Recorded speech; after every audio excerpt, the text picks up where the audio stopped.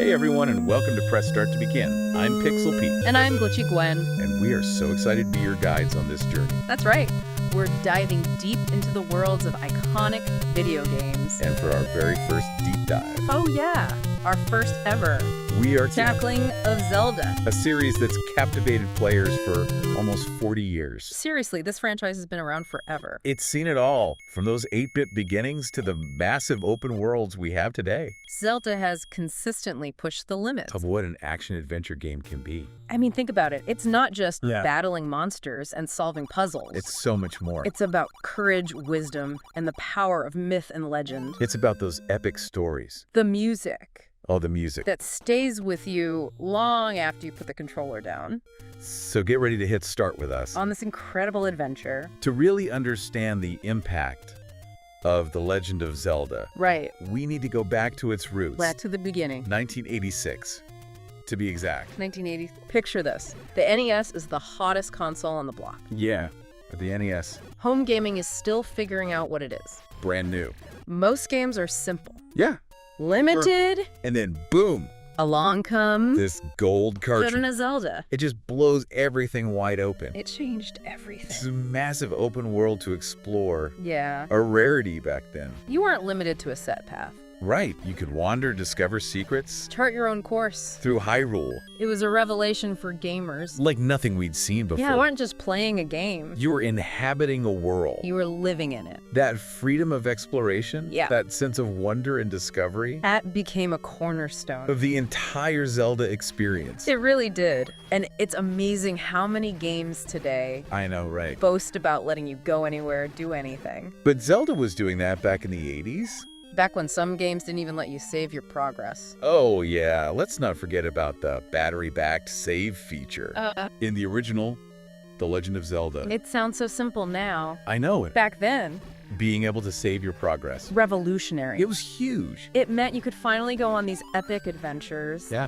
Without having to start from scratch every time you turned off the console. It was a massive quality of life improvement for everyone. It changed how we experience video games forever. You could invest hours and hours. Hundreds of hours. Yeah, exploring Hyrule, knowing your progress was safe and sound. Building your own legend within the game. And that sense of persistence. Zelda pioneered that. So where did this groundbreaking concept come from?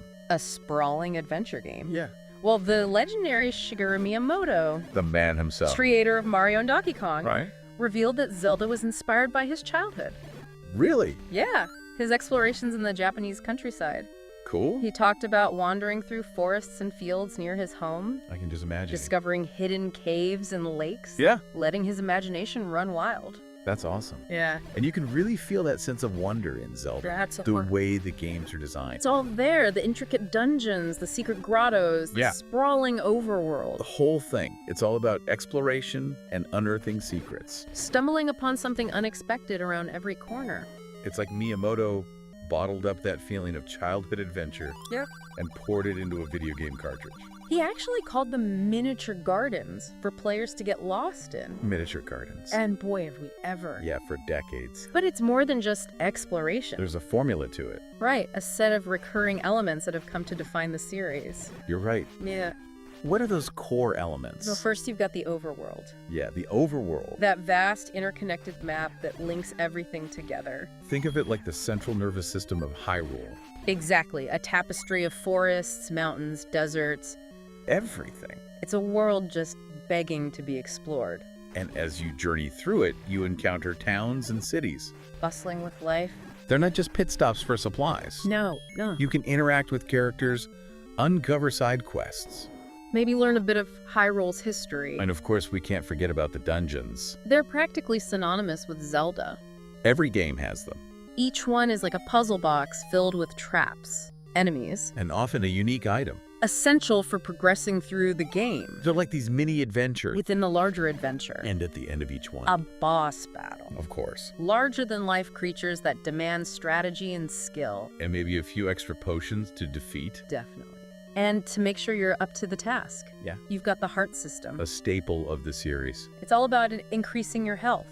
Collecting those heart containers. Searching every corner for those pieces of heart. It's that constant balance. Right. Taking damage, recovering. Upgrading your health. pushing further into the unknown. It rewards your exploration and your resilience. It's a simple system, but effective. and it's become iconic. One of the many elements that make Zelda so compelling. But the series goes beyond just the core games. Oh yeah, the Zelda universe is so expansive. It's huge. It spawned all these spin-off games. Like what? Well, you've got Hyrule Warriors. That's a totally different take on combat. Right. And then there's Cadence of Hyrule I've heard of that one. that blends Zelda with rhythm-based gameplay. Oh, cool. It shows how flexible the core concept is. It can be molded into so many different forms. Not all of them have been successful, though. Oh, yeah. There have been some misses along the way. The CDI games come to mind. We'll save those for another deep dive. But even those dot experiments Yeah. highlight how much you can play with the Zelda formula. The core concept is that strong. It can support so many interpretations. And one of the earliest examples of this was in the original game. Oh, really? Did you know about the second quest? You mean the one you unlock by typing in Zelda as your name? Yeah, that's the one. Can you imagine finding that back in 1986? No internet to guide you. No guides, no walkthroughs. Pure discovery. It's like finding a secret passage in Hyrule itself. Talk about a reward for curiosity. It was a whole new adventure hidden within the game. Tougher dungeons, remixed enemies. A whole new layer of challenge. For those brave enough to seek it out. It set the stage for the future of the series. Always innovating, always hiding secrets. And always rewarding players who dare to explore. So we've seen how The Legend of Zelda made a huge impact. Right from the very beginning. But how did the series evolve from there? How did it stay fresh and relevant all these years? While still holding on to its core identity. That's a great question. One we'll tackle in the next part of our deep dive. We'll explore how Zelda embraced new technologies. Experimented with gameplay styles. And solidified its place as a true icon of gaming. So we've talked about the impact of the original Legend of Zelda. Yeah, a true game changer. But Nintendo didn't stop there. They kept pushing things forward. Always innovating. Experimenting with new ideas. Refining the formula with each new game. And one of the biggest departures from that original formula Right. came just a year later Really? with Zelda II, The Adventure of Link. Zelda II? This game was a hard left turn for the series. How so? Well, it ditched the top-down exploration Right. for a side-scrolling perspective. Like Castlevania or Metro? Exactly. It was a bold move, Yeah. and it divided fans at the time. I bet. Some loved the new combat system, Yeah. the RPG elements. Leveling up your character? Exactly. Experience points, stats, Cool. and the more challenging platforming sections. I could see the appeal. But others missed the open world exploration Yeah. and the classic top-down view. It was a big change. It was. But even though Zelda II is often considered the black sheep of the family, The black sheep. it introduced some ideas that would influence later games. Really? Like what? Well, that focus on swordplay, Yeah, the RPG mechanics, I see. and even the darker, more atmospheric tone. Interesting. Those elements would resurface in different ways down the line. So it wasn't a complete departure. Not at all. It showed that Nintendo wasn't afraid to try new things, To shake things up. even if it meant alienating some fans. Taking risks. Exactly. And that willingness to experiment would become a hallmark of the series. And then in 1991, A Link to the Past. on the Super Nintendo, It blew everyone away. I remember that game. It took everything great about the original Yeah, and expanded on it. maybe even better. And then it added a whole new layer of depth. What was that? The Dark World. The Dark World. It wasn't just a visual gimmick, Oh, it was yeah. a brilliant gameplay mechanic. I see. It added a whole new dimension to Hyrule. Explain that. You had the familiar Hyrule we knew and loved, The Light World. and then this twisted, corrupted version of it. The Dark World. It was like having two Hyrules to explore, Wow. each with its own challenges, enemies, and secrets. That's amazing. And it tied into the story too, right? Absolutely. The Dark World represented this corruption, this evil. That had seeped into Hyrule. It was a physical manifestation of that conflict. Between good and evil, light and darkness. Exactly. It wasn't just about defeating Ganon anymore. It was about restoring balance to the world. And the music. Oh yeah, the music in A Link to the Past is incredible. Especially the Dark World theme. So haunting. One of the most iconic pieces of video game music ever. It perfectly captures the mood of that parallel world. It shows the power of music in video games. How it can create such a strong sense of place and emotion. And A Link to the Past didn't just stand on its own. No, It laid the groundwork for the 2D Zelda formula. the formula that would be followed for years. The top-down exploration, the item-based progression, The intricate dungeons, the epic boss battles. it all came together in this game. It was a masterpiece. A masterclass in game design. And then came the 3D era. The jump to 3D. Home consoles were getting more powerful. The technology was advancing. And Zelda had to adapt. And in 1998, 1998, it did so in a way that would revolutionize gaming. Ocarina of Time. For the Nintendo 64. One of the greatest games ever made. It wasn't just a graphical upgrade. It was a reinvention of the Zelda formula. For a 3D world, That sense of scale, the vastness of Hyrule Field. the way you could seamlessly transition from the overworld to the dungeons. It was mind-blowing at the time. And the controls. Yeah. Despite the limitations of the N64 controller, They felt intuitive, the Z targeting system. locking onto enemies, strafing around them. It was revolutionary for 3D combat. It became the standard for so many games. Its influence can still be felt today. But Ocarina of Time was more than just technology. Right. It had a powerful story, Emotionally resonant. exploring themes of time, destiny, and courage. That moment when you pull the Master Sword from its pedestal. And get transported 7 years into the future. One of the most iconic moments in gaming history. It set a new standard for storytelling in video games. It showed that games could be more than just entertainment. They could be vehicles for powerful narrative, complex characters, Thought-provoking themes. and then just 2 years later, Majora's Mask. building upon Ocarina of Time, But taking this series in a completely different direction. a more intimate, character-driven story. Set in the world of Termina. And that 3-day time loop, The central mechanic. it added so much tension and urgency to the gameplay. You are constantly racing against the clock. Trying to save the world before the moon crashed down. And the themes of loss, grief, and acceptance. It was groundbreaking for a game aimed at a younger audience. It's a dark game, Melancholic. surprisingly philosophical, But it proved that Zelda could tackle mature themes. without sacrificing its sense of wonder and adventure. Majora's Mask became a cult classic. Beloved for its unique atmosphere, its haunting story. And its memorable characters. But the evolution of Zelda didn't stop there. It wasn't just the 3D console games. The handheld games were also pushing boundaries. Experimenting with new ideas. And one of the most striking changes, The Toon Link art style. introduced in The Wind Waker. That cel-shaded look. Inspired by anime and cartoons. It was a major departure from the more realistic style. It was met with some resistance at first. But it quickly won people over. With its charm, its Yes. expressiveness. Those vibrant and colorful worlds. The Wind Waker was a fantastic game. Embracing exploration and discovery in a whole new way. Sailing across the Great Sea. Discovering hidden islands. Battling giant monsters. It's a truly epic adventure. And the Toon Link style. It would be used in other handheld games. Like Phantom Hourglass and Spirit Track. It cemented its place in the series' visual history. But it wasn't all smooth sailing for Zelda. Their ups and downs. Some entries received mixed reactions from fans. Twilight Princess and Skyward Sword. Twilight Princess was praised for its darker tone, And its more traditional gameplay. but some felt it was too safe. Too beholden to Ocarina of Time. And Skyward Sword, Ambitious with its motion controls. but hampered by technical limitations, And a somewhat linear structure. which felt at odds with the series' emphasis on exploration.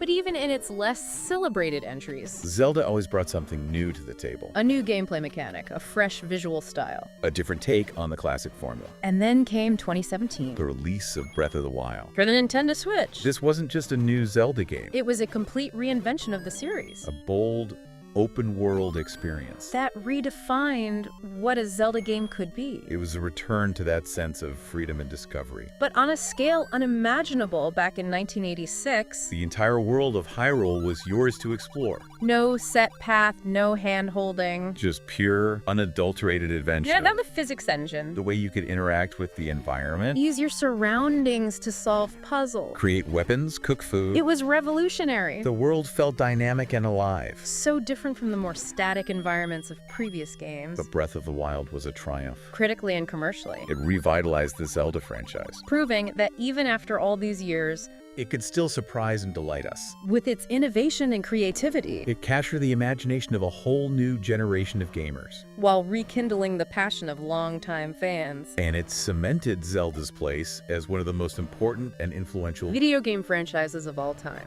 All right, so we've explored Hyrule's history. From its humble beginnings to its sprawling open worlds. And we've seen how the gameplay evolved. From those 8-bit dungeons to the breathtaking landscapes of Breath of the Wild.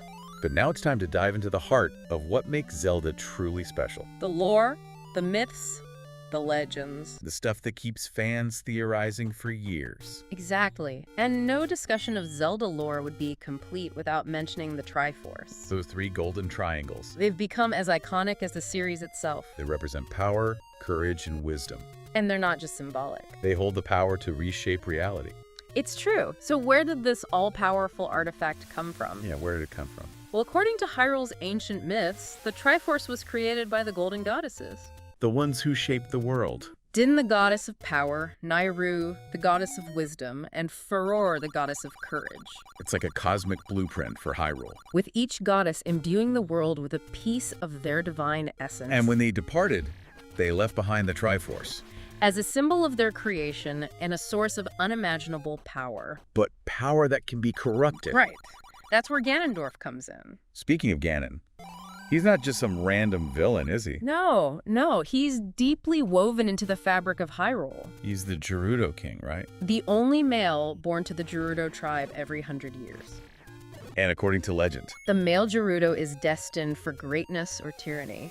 And Ganondorf. He leans heavily towards tyranny. He's obsessed with the Triforce. Believing it's his birthright to rule Hyrule. And eventually the entire world. And he often succeeds in claiming at least one piece of it. The Triforce of power. Granting him immense strength and dark magic. But he always wants the whole Triforce. Which puts him on a collision course with our heroes. Link and Zelda. Link, the eternally courageous hero. Bearer of the Triforce of courage. He's the one who rises to the challenge time and time again. Wielding his sword and his wits to protect Hyrule. From Ganondorf's scheme, On Zelda. the wise and resourceful princess, Embodiment of the Triforce of wisdom. she often plays a more strategic role.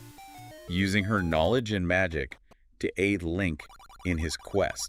It's this eternal triangle This cosmic dance between power, courage, and wisdom. that drives the narrative of The Legend of Zelda. It's not just good versus evil. It's a struggle for balance For the preservation of Hyrule. and the very essence of the Triforce. And to make things even more interesting, There's the Zelda timeline. the infamous Zelda timeline. It's been the source of countless fan theories and debates. It was a tangled mess for years. Contradictory information and speculation. But thankfully, Nintendo finally gave us some answers. With Hyrule Historia back in 2011. So what's the deal with the timeline? And that was all the fuss about. Yeah, no. Well, it turns out that after Ocarina of Time, the timeline we're splits into 3 distinct branches. Hold on, so there are multiple versions of Hyrule? In a way, each game features a new incarnation of Link and Zelda. So they're not the same people, Not exactly. They share similar destinies and traits, but they're unique individuals. living out their own versions of the legend. So 3 timelines. It adds a fascinating layer of depth to the series Even seemingly contradictory events can be explained. by the branching timelines. It keeps things interesting for us fans. We can piece together the chronology. Speculate on how the games connect. Exactly. So where does Tears of the Kingdom fit in? That's the question, isn't it? Nintendo put it at the very end of the timeline. But they didn't say which branch it belongs to. It's open to interpretation, It's like they gave us a giant jigsaw puzzle. and we have to figure out where the pieces fit. That's part of the magic of Zelda. It invites you to explore not just its world, But its history, its mythology, Mhm. its very essence, it sparks your imagination. makes you an active participant in the legend. So, as we reach the end of our deep dive, We're left with a question. what does The Legend of Zelda mean to you? What's your favorite game? Your favorite character? Your favorite moment? Head over to our social media and let us know.